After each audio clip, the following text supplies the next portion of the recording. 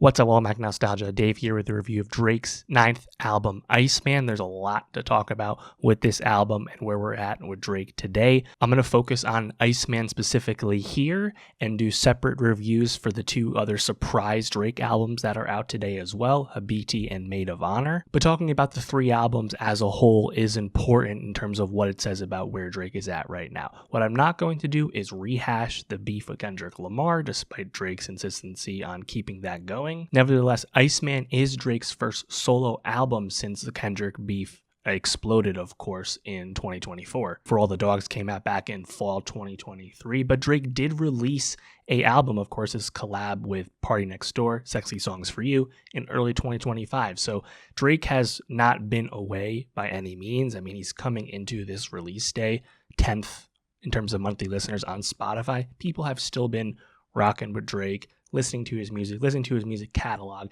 At least the calls of Drake's demise as a cultural figure were always extremely exaggerated, and that has already borne out. And that's before we get to Iceman assumingly having a really big first week here, given all the anticipation and hype regarding it.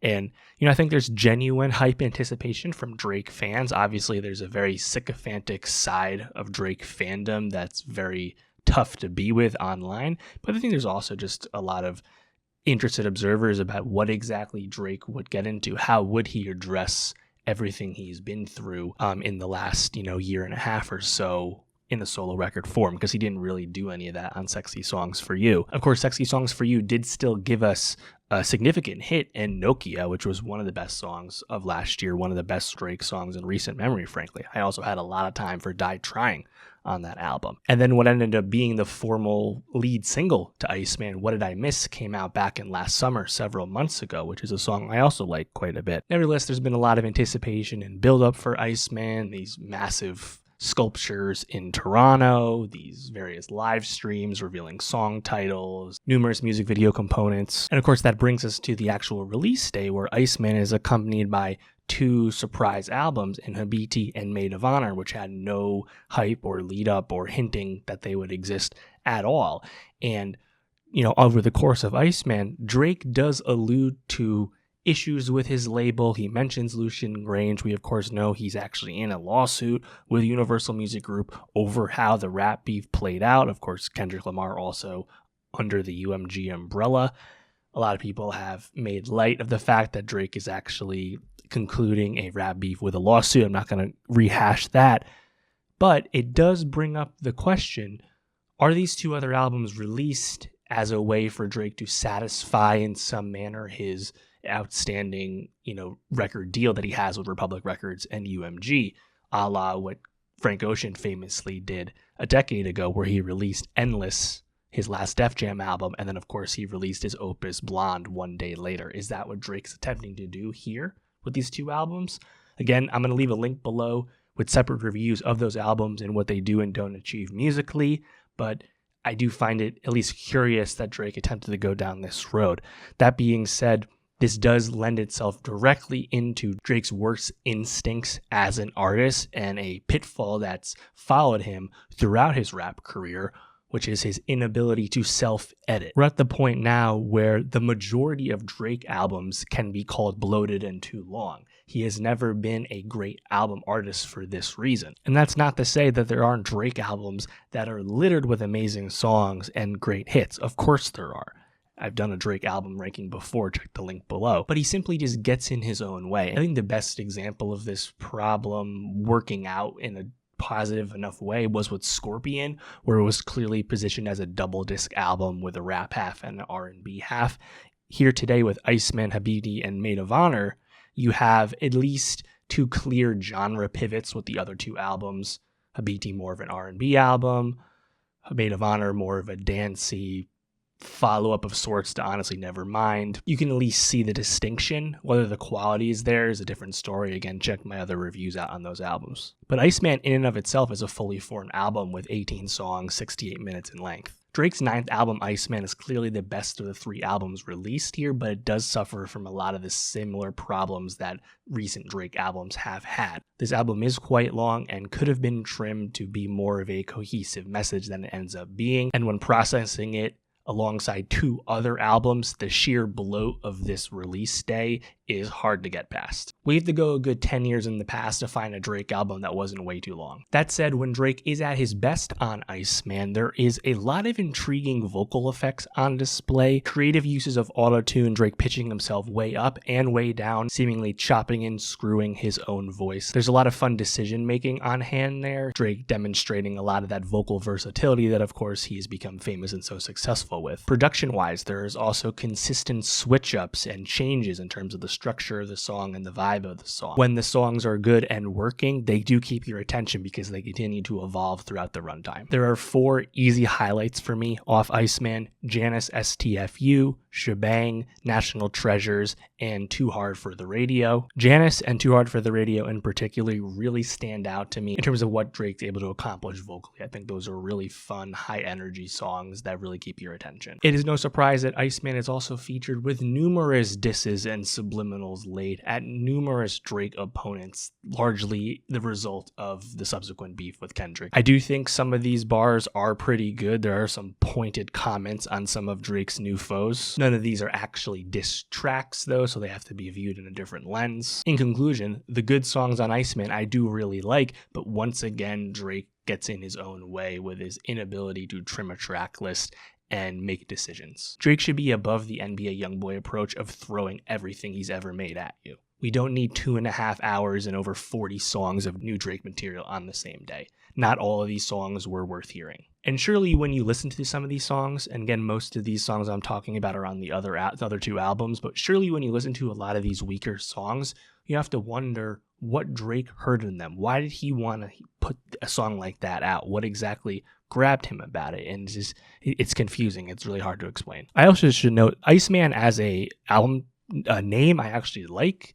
That said, the cover is a bit curious. Of course, it's very obviously a reference to Michael Jackson's White Glove. I wonder how long this cover has been in the can. Was this a late reaction to the success of the Michael Jackson biopic film? I'm not sure. I also find it curious that Drake wanted to evoke a comparison to Michael Jackson, given one of Kendrick Lamar's favorite references to Drake and younger people. Nevertheless, going through the track list here on Iceman, the first song, Make Them Cry, this is frankly like a Diet Tuscan Leather to me. This is just way too mid-tempo. It does have a soulful switch up in the middle where you get more drums. I do like the ending.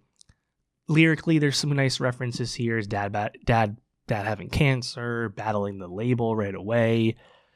The notion about him being back in rotation I thought was kind of confusing given how successful Nokia was last year. Like Drake never actually left rotation in reality. Also, there's a crazy bar in this song. I feel like BTS, because it took the whole career for me to be so discovered. That doesn't make sense as a BTS line because of BTS's immediate rocket ship fame, 12 years ago. And Drake himself was also never behind the scenes. What, it take Drake a year and a half, 2 years to blow up with So Far Gone?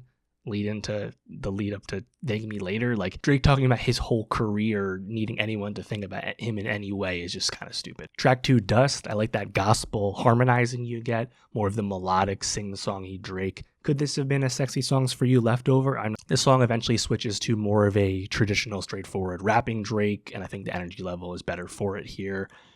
Despicable line about Sam Bankman Fried and freeing his dogs. Do not like that. That said, I think Go Below the Dusk Off Your Plaques is pretty good. That's a pretty good subliminal. I don't know if that's at anyone specific, but I like that one quite a bit. That said, I don't like Drake bragging about being like a big crypto bro. It's not cool. It's never been cool. He's also made most of his wealth in cooler ways. Talk about that. Whisper My Name. I think the beat here is pretty cool. I like that bass drum, some interesting synth flair going on.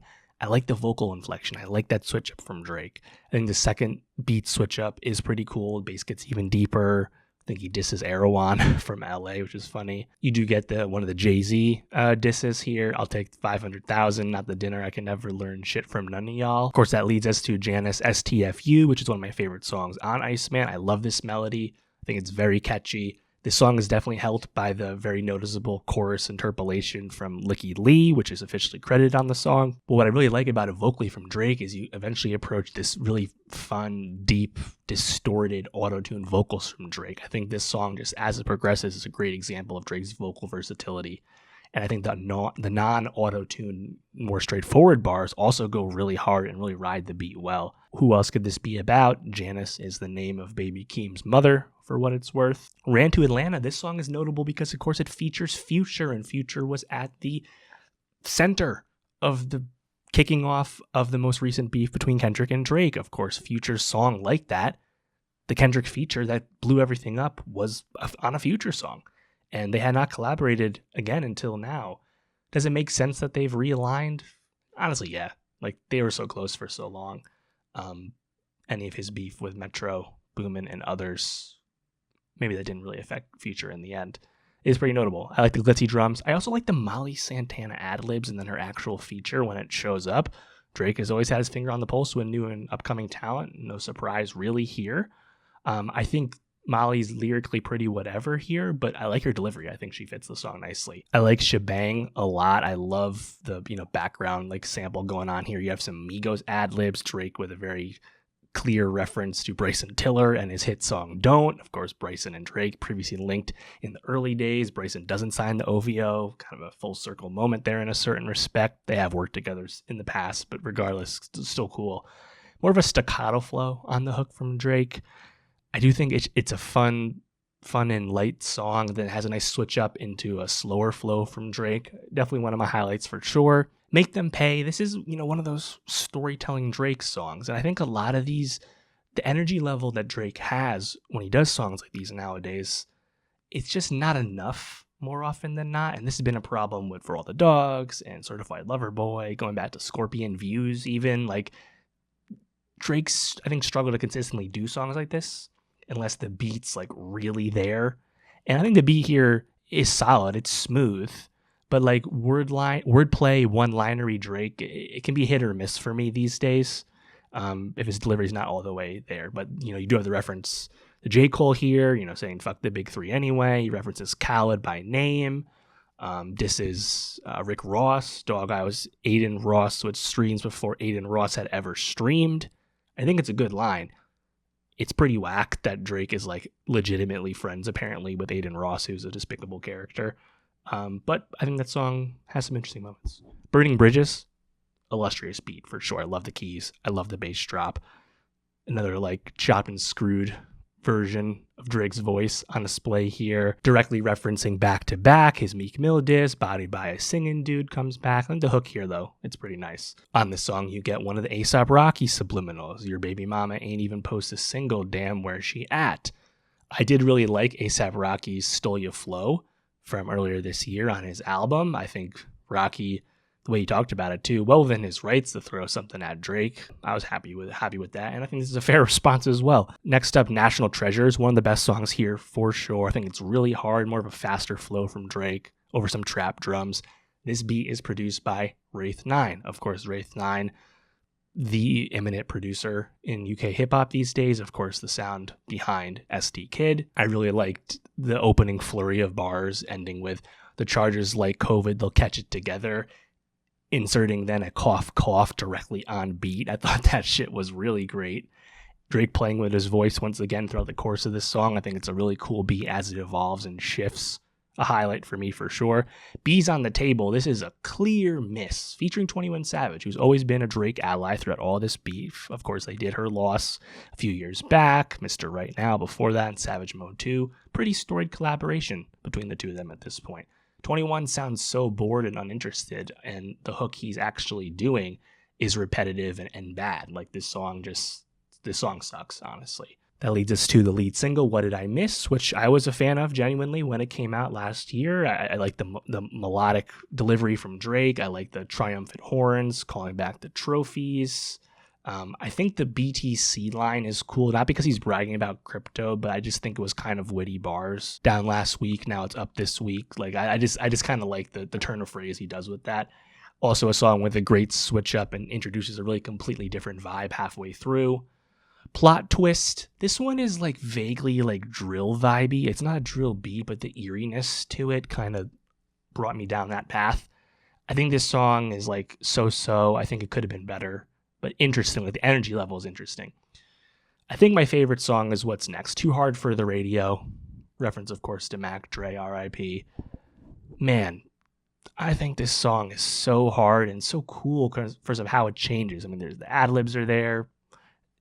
Early on, it's like a boom bap flow from Drake, which is cool to hear. Of course, Drake doing more of an old school flow, given how much credit Kendrick has gotten referencing, older hip hop and that kind of convention. But vibe wise, in the beginning, it reminds me a lot of Nice for What, of course, off Scorpion, one of the biggest songs from Drake's career. It's cool. And as the song shifts and changes, and it changes a lot, this is a great example of Drake as like the ultimate rap chameleon. He can really do whatever he needs to on a song. He truly is that versatile. I like the auto-tune here. This is auto-tune taking it up and taking it down. Tons of switch ups here.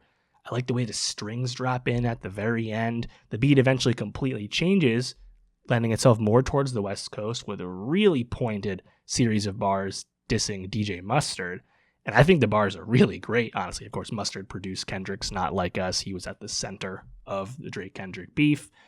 Mustard heard about us, got to catch up to the slaps. You ain't had one since me and YG rapped. Of course, a reference to Who Do You Love from 2014, an absolute banger to this day. He continues, facts 900 million for the tracks. Rack City, bitch, we remember that. Yeah, you should try and get back to that.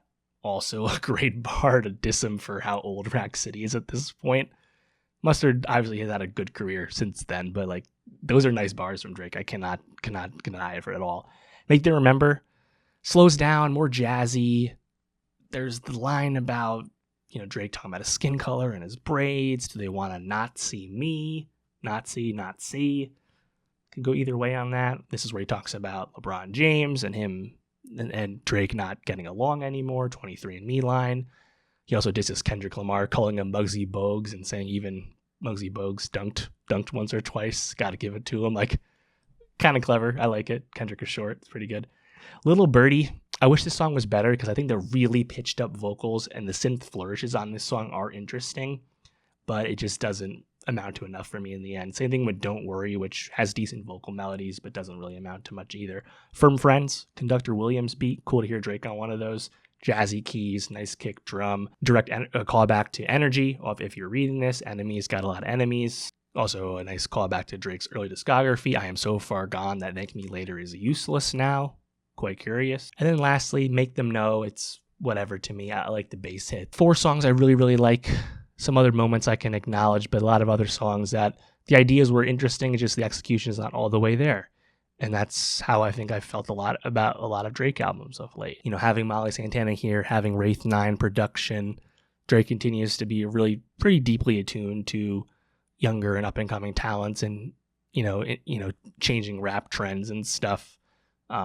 You'll hear flows on here that are definitely reminiscent of younger talent than Drake for sure. It's what we expect from Drake. I think it's one of his strengths, especially when he's doing it, respectfully and showing love the way he often is, to his credit. But when I view this album, it's hard not to view this album and listen to this album in the context of it being released alongside 2 other albums. And there's about 90 more minutes of music from Drake that's quite lesser. And it's hard to separate Iceman from that. I've tried to do that, and again, see my links below for my reviews of the other albums, but it's really hard to do that separation when Drake is intentionally giving it to you in a way that's not asking it to be thought of separately. Let me know, what'd you think of Drake's Iceman? Were you anticipating it? Were you not? What diss were you most happy with? I do think there's some good candidates. What song did you like the best? Let me know. And for more music reviews, more rap reviews, subscribe, and I'll see you next time.